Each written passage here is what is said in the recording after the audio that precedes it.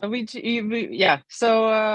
those who tuned in early, some entertainment with technical aspects. So welcome to today's webinar. So if you tuned in for a webinar focusing on Norwegian, understanding Norwegian business culture, this is the right webinar room that you have entered.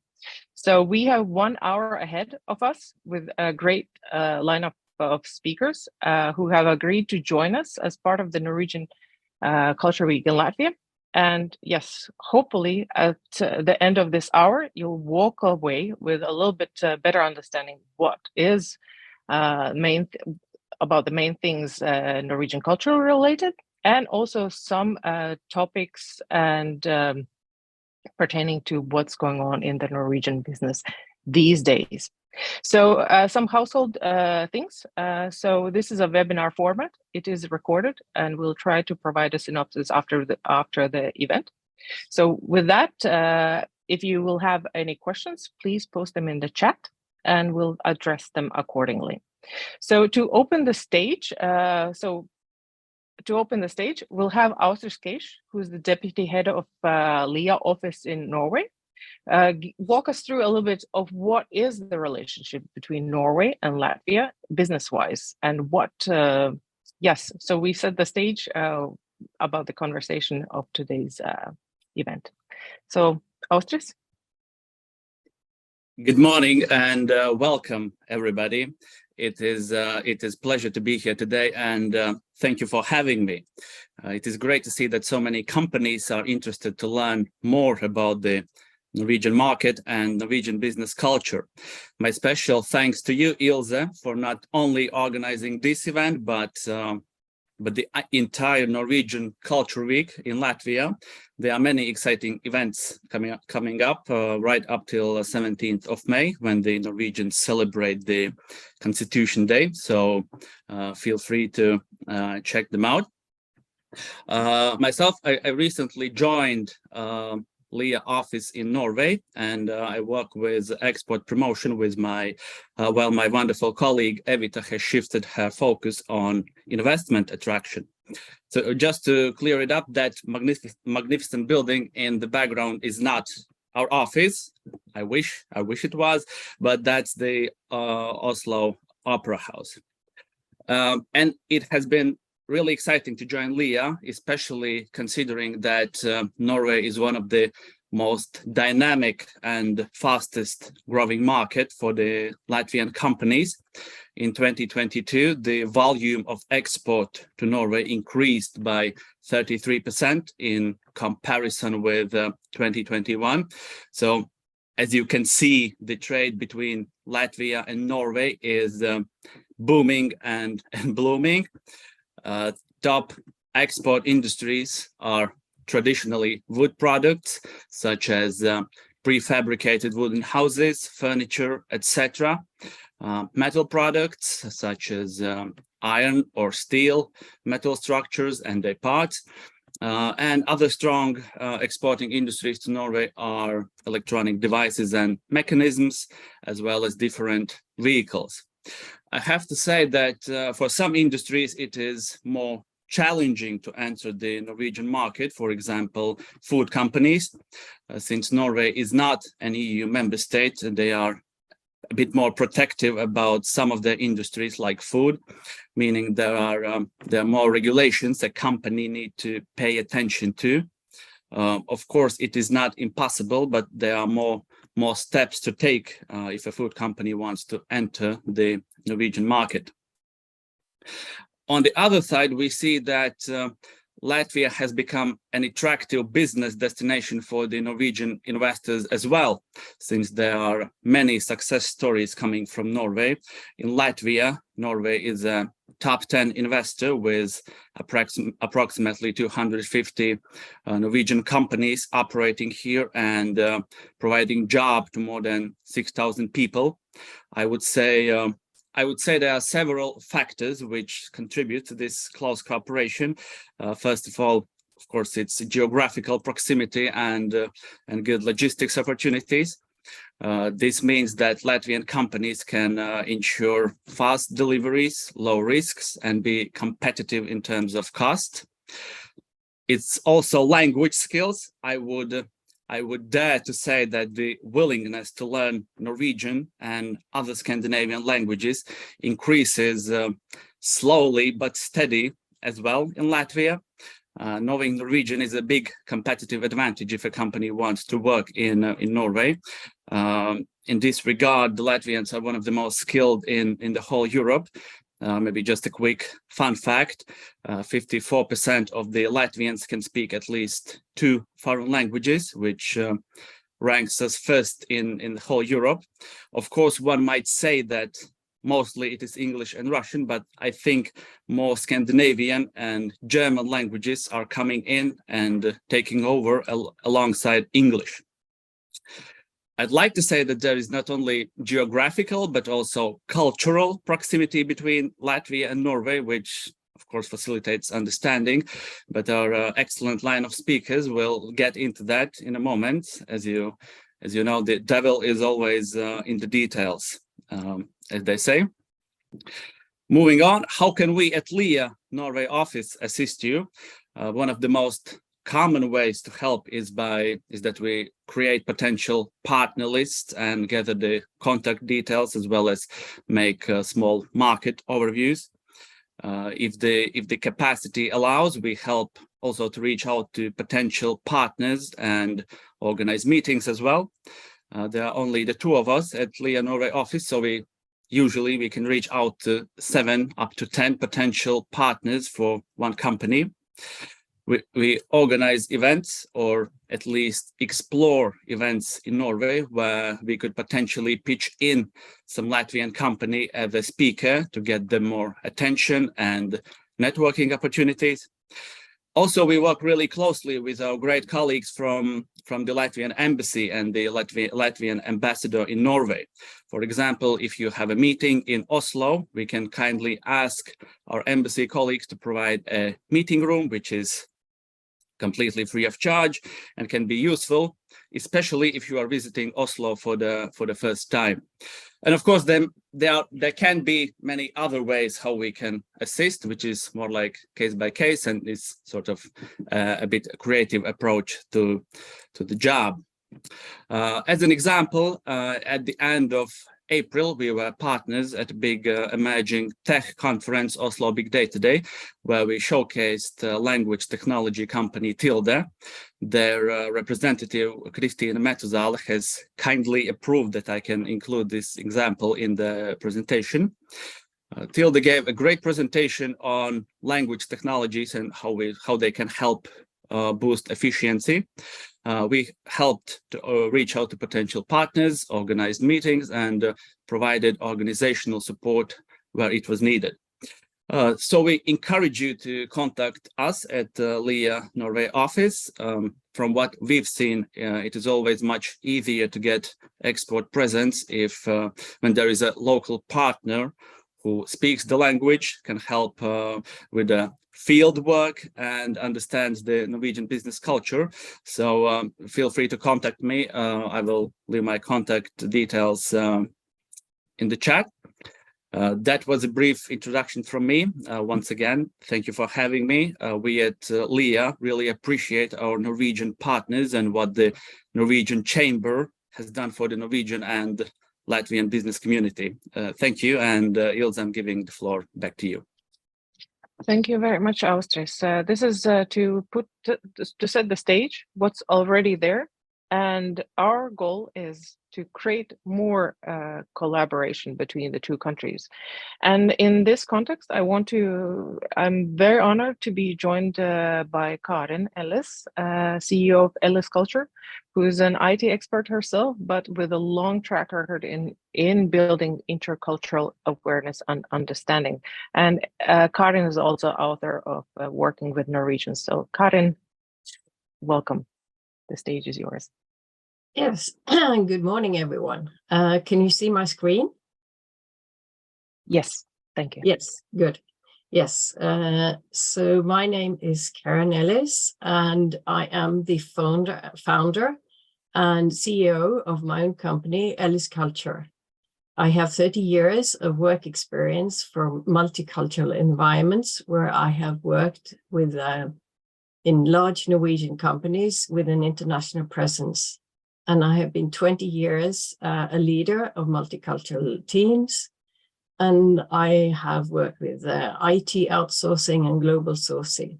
I'm also an honorary consul of Estonia here in Bergen. I am Norwegian, and this is my home city, Bergen. And like most people from Bergen, I really love my city. So you should come one day if you haven't been to Bergen. For a living, I develop courses and I write books. And I have e-learning courses in English and Ukrainian about Norwegian workplace culture. One of them is called Working with Norwegians. And I have books, and I think the most interesting one for this audience is Working with Norwegians, the green one in this picture. Today, I was asked to talk about Norwegian workplace or business culture. And I would like to start with showing some research by the World Value Survey, showing that Norway or Norwegians are the most trusting people in the world. So if we take a look at the green map, which is share of people agreeing with the statement, most people can be trusted, you will see that Norway has the darkest color, so highest percentage is about 90%, believe that most people can be trusted. And you can see that Latvia, there is no data on Latvia, unfortunately. So therefore, I included another map from the World Value Survey, which is about how much do you trust your national government. And you can see Norway is ranking, as along with Switzerland, the highest there on the map. And if we expanded the map to look at the world in total, you would see that Norway would actually be the darkest. So this means that Norwegians are the most trusting people in the world. And it's important to understand this if you're going to do business with Norwegians. And I will come back to that in a moment.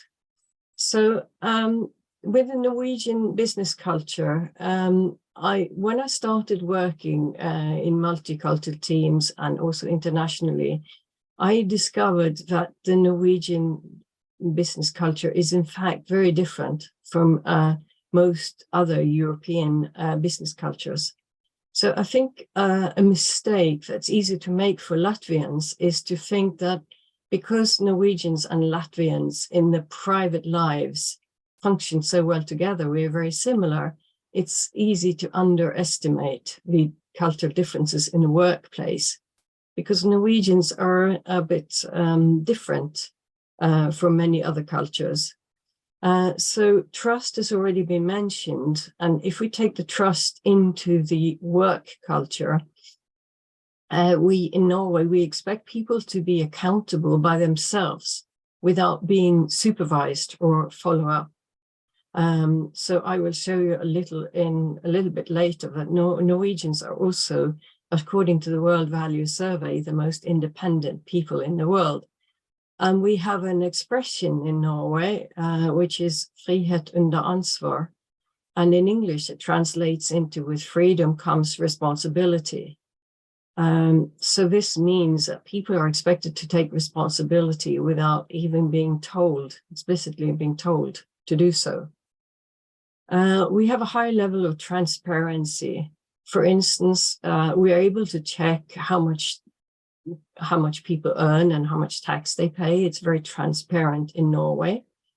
And we also expect sincerity. We think that it's more important to be honest than to be polite. So when dealing with Norwegians, you will find that you will receive less thank you mails, maybe less small talk, but honesty, we put honesty in first place, actually, that being honest. So if there are any issues or anything, we expect people to say it by themselves without being asked. Norwegians also have a focus on long-term business rather than short-term profit. So Americans who come to Norway from Silicon Valley and try to teach Norwegian startups how to make quick profit by cutting corners, they find that this approach is not very successful in Norway because Norwegians don't really want to be in the gray zone and cut corners with regard to legislation and the laws. So our long-term focus, which is more sustainable, is more important to Norwegians. And in negotiations, we prefer a win-win approach. So we don't really want to have negotiations where one part is winning and the other part is losing. We don't believe so much in that. And we have very strict rules regarding corruptions. So if you're going to deal with Norwegians, you should read about corruptions and corrupt practices, because what may be okay to do in Latvia may not be so correct in Norway. We have very flat hierarchies in Norway, and the hierarchies are often ignored. And when I say ignored, I mean that people often communicate across the hierarchies without involving the leaders. So we have very small power distance between those in power and people on the floor, ordinary people, very informal style. And in the decision-making process, we prefer to have consensus. So this in practice means that decisions may take some time in Norway. And we believe in employee involvement, and we also have strong unions. So if we take a look at it graphically, this could be Norway. You study the picture for a moment, and then you see who the leader is. But in Latvia, it would be more like this. It's more visible who the leader is, and the leader speaks more on behalf of the employees, maybe. So there is a difference in the hierarchy and the power distance between Norway and Latvia, I would say.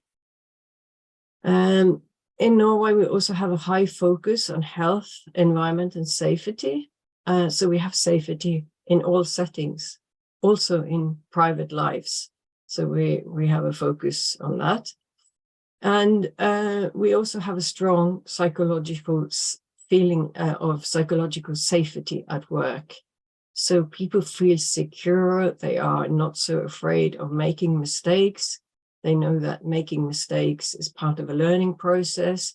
And we have a social security system, which is like a social safety net. We have a job protection in our legislation. So people in Norway feel quite safe in their jobs.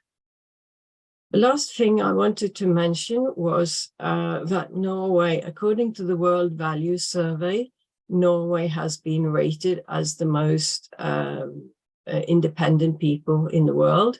You can see here, there's a map. So this is where the respondents were asked to pick which qualities they believe are the most desirable for children to have: independence or obedience.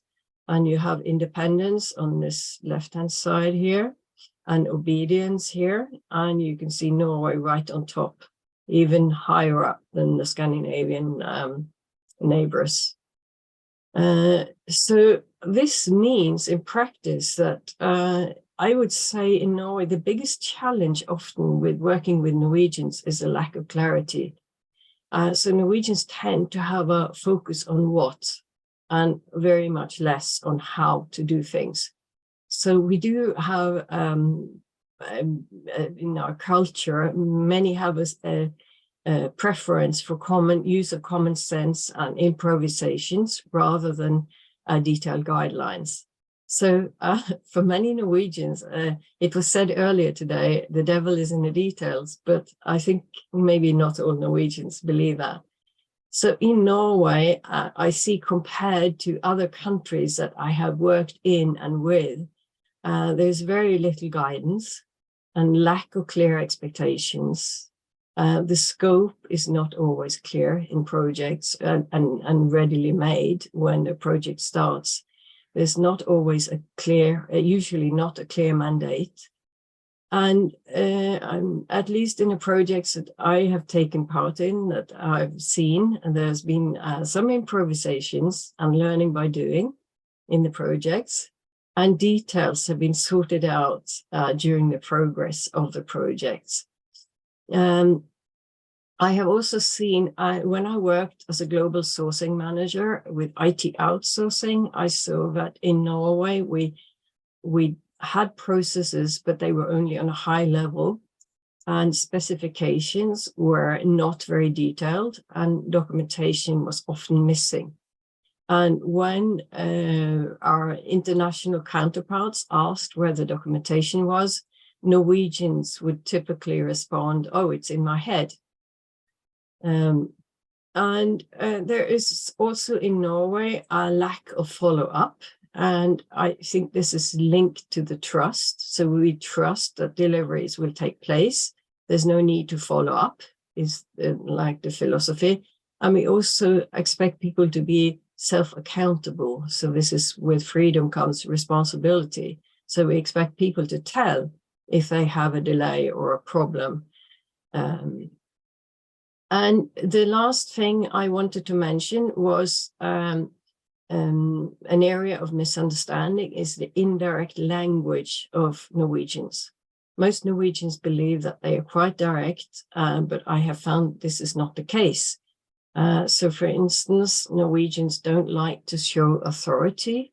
So instead of giving orders, we would typically say, "It would be nice if you could," which can often be taken as an option, and it's not meant as an option. And negative feedback, there is some conflict avoidance among Norwegians. So negative feedback is often not given at all. And when it's given, it's with a softener. So for instance, I might say, "Your report was very good." That's a softener, but chapter 3 and 4 need some improvement, which is the actual feedback, meaning that the report was not very good at all. But instead of saying it, I'm delivering the softener, which can also be misunderstood. So that was a very short version, very little time this time, but if you would like to learn more, you're free to contact me. My email address is in the middle of this slide. You can, the book is available on my webpage, and the e-learning course has a lot more information in it. So, and please feel free to contact me if you have any questions afterwards. Thank you. Thank you so much, Karin. You were both excellent in the contents and also in the delivery time. Perfect timing. So very much appreciated. So this is a reminder for the audience. If you have any questions, you can post them in the Q&A section, but we will have them at the end altogether. With that, I'll want to introduce Richard Nilsen, who is the Business Development Manager and representative in Norway for HansaMatrix and CEO of Mektron. No, Richard, please help me to say the full title of yours, and the digital floor is yours. I will. Can you see my screen now? Yes. Okay, that's good. Okay, well, welcome. Good morning, everyone. I'm, as Ilze said, my name is Richard Nilsen. And I have 2 different roles for the moment. One is that I'm acting as the business development manager for the Latvian company HansaMatrix. And the other one is that I'm running my own company called Mektron. So we're doing different type of services within product development, manufacturing, and sales and marketing. So my task today, or the title that I was given, is Do's and Don'ts in Norway. And I have added a little more to that. I call it a journey and not something constant, because I see that this is not a constant thing during a relationship between companies. So I try to visualize it with the road you see here. But I was thinking that I should start with telling you a little bit of who am I in this.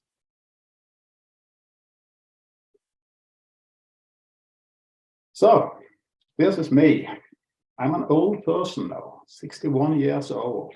So that means that I have collected a lot of experience. I actually have 40 years of experience now in doing R&D services, manufacturing, sales and marketing, and business development. And it normally has had to do with technically, a bit more technically advanced products, systems, or services. Out of those 40 years, I've been doing 30 years of international business. I would say I've done it in Far East, in Africa, and lately then in Eastern Europe. So the last 2 years, my experience has now been very positive, actually, with working with HansaMatrix and some other Latvian companies, and learned a little bit more about the culture. And I'm a big believer that it's never too late to learn something new or meet new people. So I'm constantly trying to expand on that one. So I'm trying to use all of these years to transform it into some information and some wisdom, if I can do so, and make that a basis for my way forward. So that's the context I'm speaking out of, and compared to Karin's presentation, mine will be more my experience on this one. So it'll be more personal experience. And as Karin said, it is some difference between Norway and other countries. But you have a little saying there. Is Tinglish, what I call it, the Thai English saying that same, but different. And I think actually my experience is that Norwegians and Latvians are indeed quite similar, but that is also a little bit dangerous because it can mean that you don't see this but different things in this saying, but because it is definitely something different as well. And what I have learned now from the last 2 years and what I have seen the main differences related to is, number one, how we organize the workplace and how decisions are made. That's quite different actually in Latvia and Norway. We will see something in the social conventions that will say how we speak to each other and the manager workers discussions going on. What I've also seen quite clearly is that we have a different approach to this work-life balance. And that is something that when entering Norwegian market and Norwegian partners, you need to pay attention to, because Norwegians will expect you to kind of respect that work-life balance, maybe more than what I have seen that they do in Latvia. I've also seen another thing that I found quite clearly different, and that is these expectations for deadlines, meetings, the punctuality side of business. In Norway, it is now very much expected that you keep those deadlines, and I have found that that is not always the same case in Latvia. So I think that's something at least to have a focus on, because it's important for Norwegian companies. And the last one here is what we call the janteloven. I don't know if you're all aware of that one. That's the one that's saying that don't believe that you are anything better than anyone else, and at least don't tell them about it. But in essence, it's this putting society ahead of the individual yourself. That's very well a basis in the Norwegian society. So that's also important. But for me, it's a lot of similarities as well. And like Karin said, especially on the private life, it's a lot of similarities, a bit more differences in business life. Then I think it's important that we put all of these differences and similarity into some context. So I have this contextual understanding. And one context is what I call the maturity of the relationship, because you can set or you can form a set of rules and does and don'ts, but they are not the same from the first meeting and until you have established a pretty mature partnership. So you need to change and adopt while the relationship is actually maturing from the initial first few meetings until you have established something that is going on a regular basis. So I think it's important that we take this maturity step into the context side of it.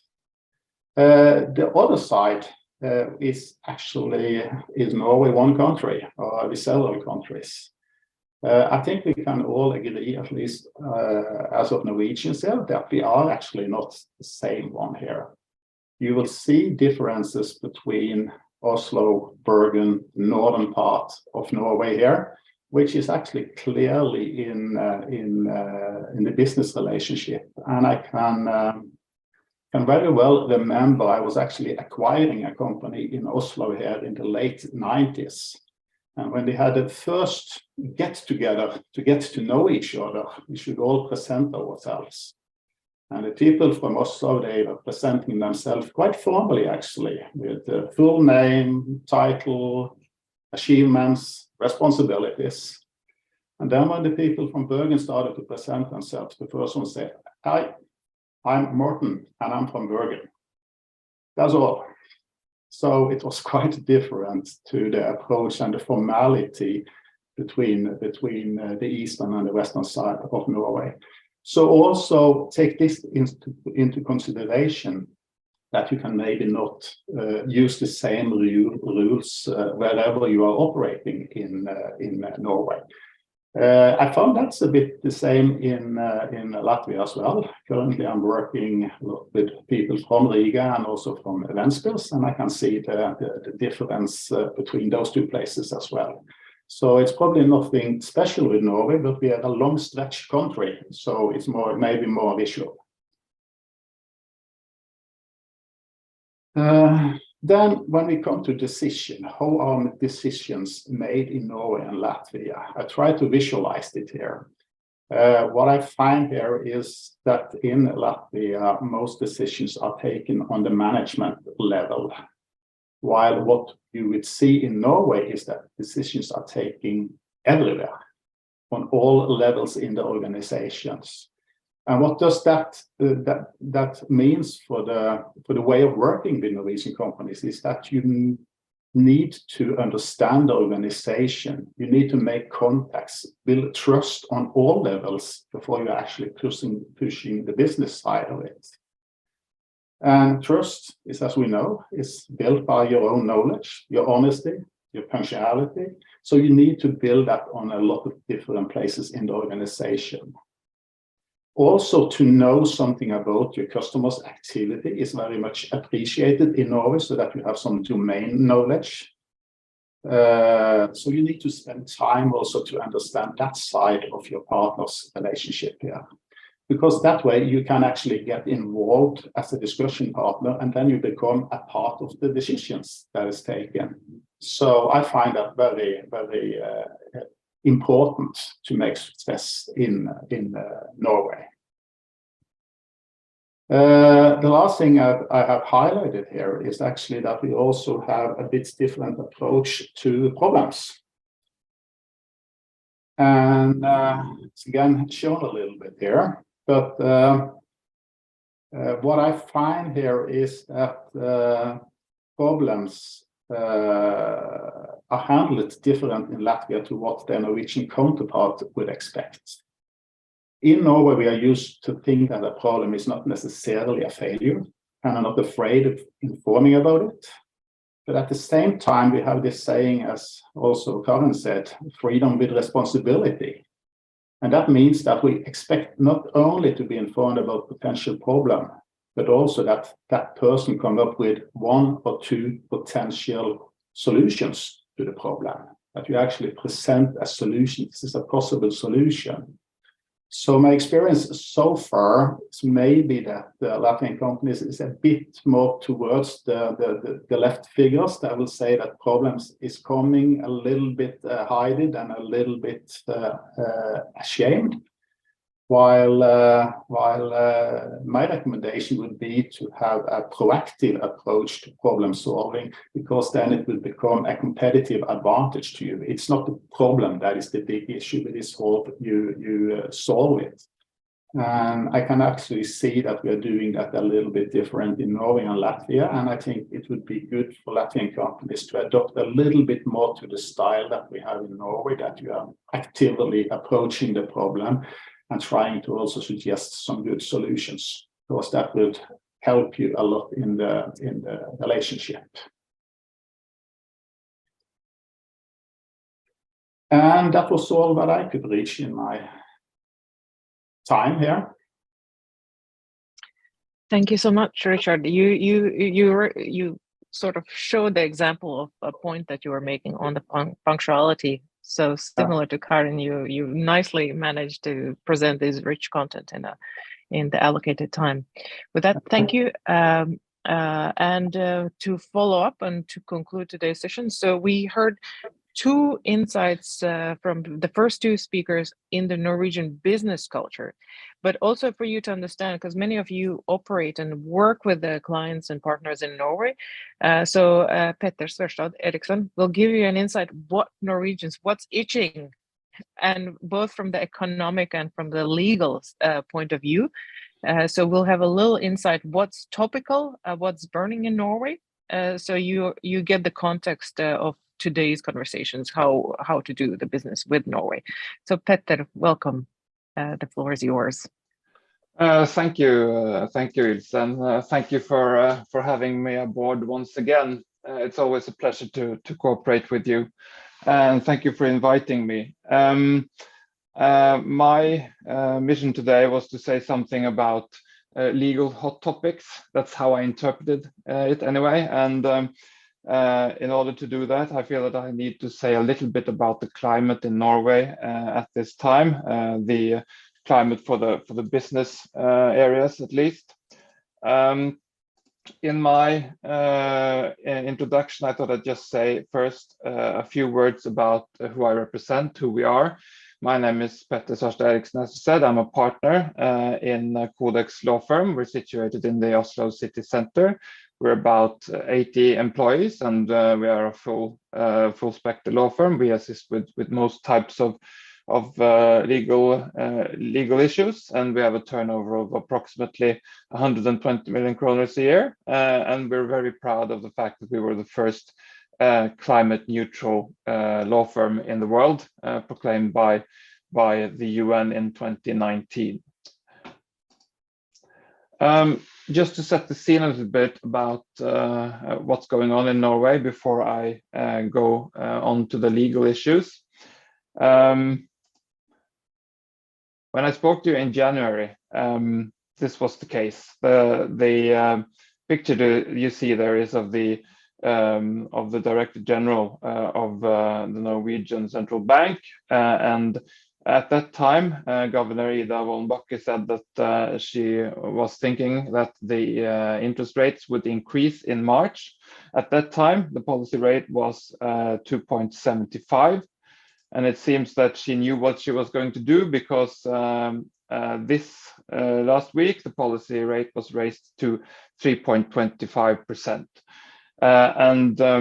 Why is this important? It's important because it impacts all businesses in Norway. This combined with the fact that the Norwegian krone is right now very, very much less worth when held up to the euro, is somewhat positive for Norwegian businesses, but is also negative on the purchase power of Norwegians. So what we're seeing now is a slowdown in the Norwegian economy, and especially in the field that I'm working, which is construction and property. A lot of construction in Norway has been funded by the government, especially through COVID. And even though the revised budget came out yesterday, there wasn't really that much extra money for infrastructure projects, other projects, etc. So we're seeing a cooling down of the economy, and also the government has taken a high taxation approach, and that is starting to impact Norwegian businesses as well. So I would say that Norway is still going well, but we are very anxious to see where the policy rate ends up. One thing that is a Norwegian business opportunity in the future, I would think, is the fact that the Government Commission for Defense have been working for over a year and presented its report last week. And they said that the government needs to drastically increase their spending on military and security purposes. Now, this will include a lot of new opportunities that is not the same as earlier, perhaps building roads, etc. But there is the need for much government and military infrastructure in Norway. Also because Norway has entered into a new bilateral agreement with the US, where the US will take possession of a few areas in Norwegian military bases. So this is an area where foreign companies will have things to participate in the future. Here you also can see the development of the Norwegian krone, and we had a strike a couple of weeks ago, which ended with the workers getting quite a lot of pay raise, and we are now a lot of people worried about how this affects the interest rate and the Norwegian krone. When it comes to the construction industry, you can see here that there is a reduction in the building of new housing. So we have an increasing housing prices, even though the economy is cooling off. And this is also something that is reported generally. My next issue, that's the background for the legal hotspots. To make things even more difficult for the construction industry, there has been a new temporary employment ban in Norway. The parliament approved a considerable tightening on the rules of hiring from temporary employment agencies, which heavily impacts construction companies and property development in Oslo and Viken and Vestfold, which are the areas, of course, Oslo, and the largest areas, most populated areas in Norway. At these areas, you can no longer hire temporary workers to solve problems and to take into account the various problems in construction projects. That's the first one. I'll give you a little bit more input on that. And also we have an increase in the cancellation of contracts. And this is an issue which everyone who works with deliveries to Norway should be aware of. There are cancellation prescriptions in the Norwegian standard contracts, which are now being used to a much larger extent. The Transparency Act, which was introduced last year, has its first reports due on July 1st, 2023. So we are now working quite a lot with Norwegian companies in order to prepare their first reports, and also foreign companies. And of course, there is an increase in bankruptcies, which makes it much more important for foreign countries who operate in Norway. When you contract with Norwegian companies, be sure that you know about the safety and guarantee structure in the Norwegian contracts, so that you have a guarantee from, for instance, a bank or another financial institution. Just shortly about the first point that I made, the right to hire temporary employees. The rule came into effect already on April 1st. And the only exemption from this are businesses which have an agreement with a union. That is really the only exemption. The other exemption is if you have hiring of health personnel or hiring of employees with special expertise. But these are very, very narrow exemptions. So if you're coming to Norway and planning on doing work as a company, please make yourself aware of these issues. This applies to construction contracts and construction sites, not all businesses, but it affects a very large part of the Norwegian businesses nonetheless, because it makes the opportunity to increase and decrease your workforce significantly. We have made a guide that you can access at this link. The increase in cancellations, just to import a few details to you here. The main contractor or anyone in the contract chain has the right to cancel the contracts. And what we see now is that Norwegian companies, both large and small, more often claim that a contract was not entered into. in order to get out of paying reparations. So please beware, you have the right to reparations if a Norwegian company cancels a delivery contract or a construction contract. I also included some information about how to estimate the costs, which I think that Ilze will distribute to you. I will not spend a lot of time on that now. Also, the Transparency Act is due now for its first report within July 1st. And this also applies to foreign companies, large foreign companies that offer goods and services in Norway. So if you have any questions about that, you can contact us. I think I'll just leave the rest of the presentation for you to distribute, Ilze. There's just some few facts about the uncertainties in the Norwegian market right now.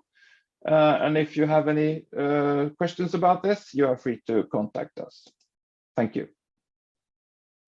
Thank you so much, Petter. So we have received very rich contents from all the speakers. Two of the first focused on the culture aspects of doing business with Norway, and Petter focused on the topical issues, which are good to for us to know that there is what's going on in the business side in Norway. I want to bring back a question to Karin and Richard. So there are these market disruptions right now. There's this turbulence, there's the bankruptcy. How do you see how it affects the Norwegians' outlook on doing business with foreign entities? Do you have any comment on that?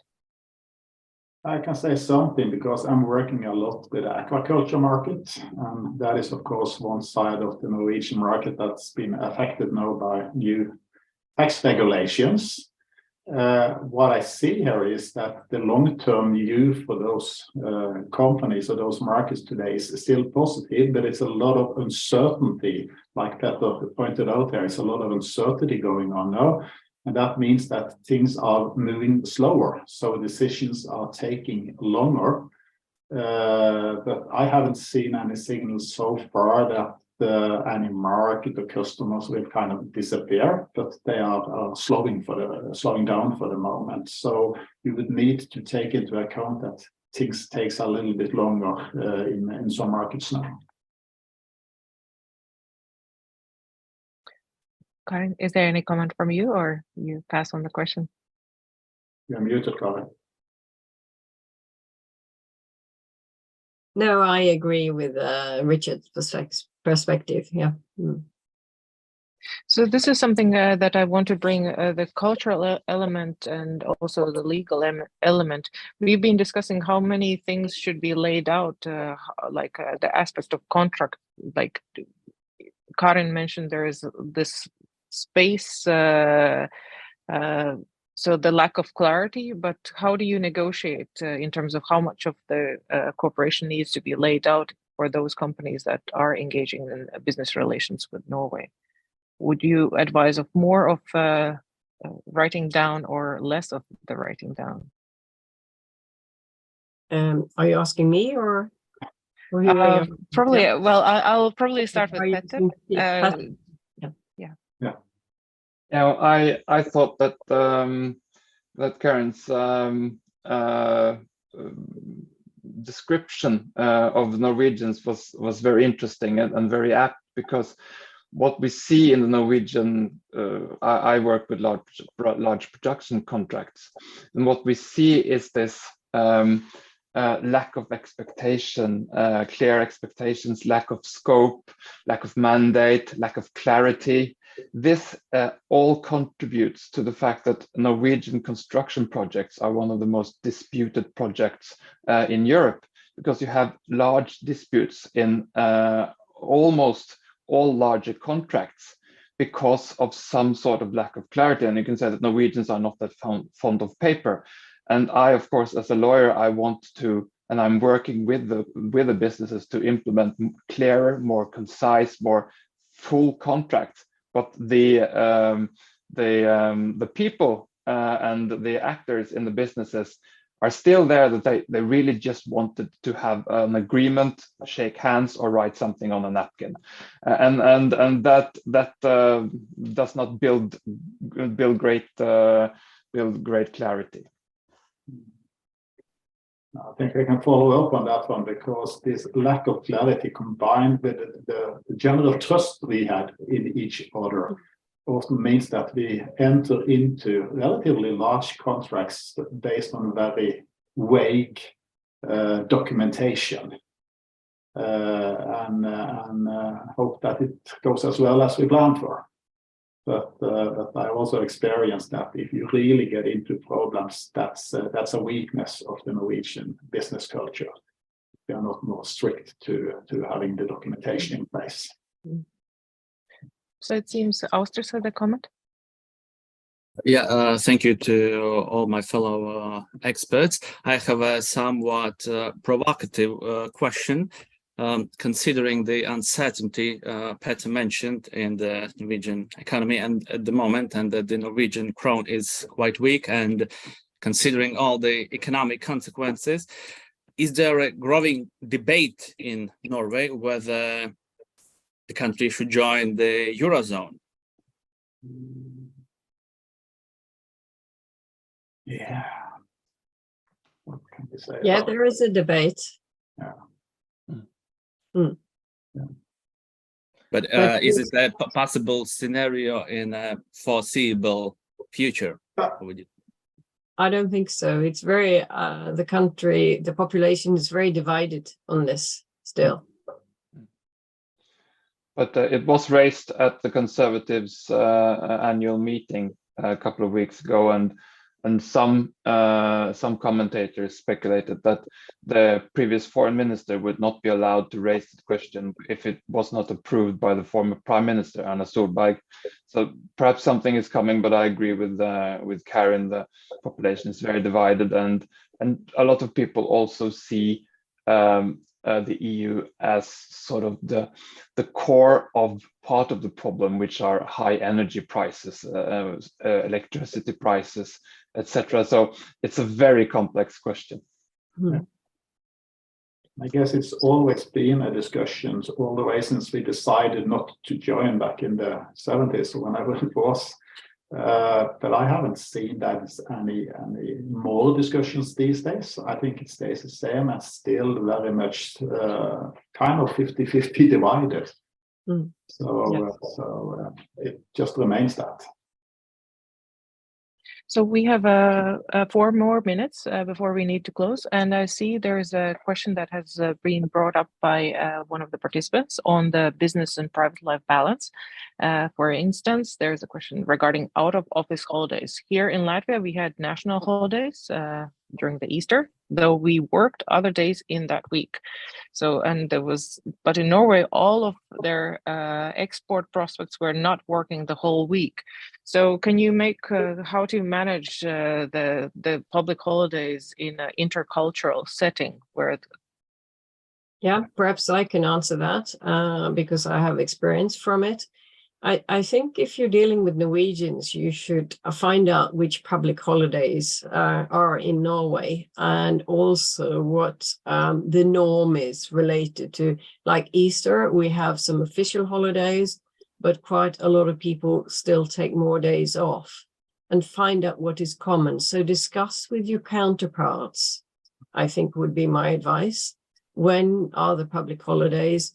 And what other days? Like next week, for instance, is a good example. 17th of May, we have the 18th is also a public holiday in Norway, but people will for sure take the Friday off as well.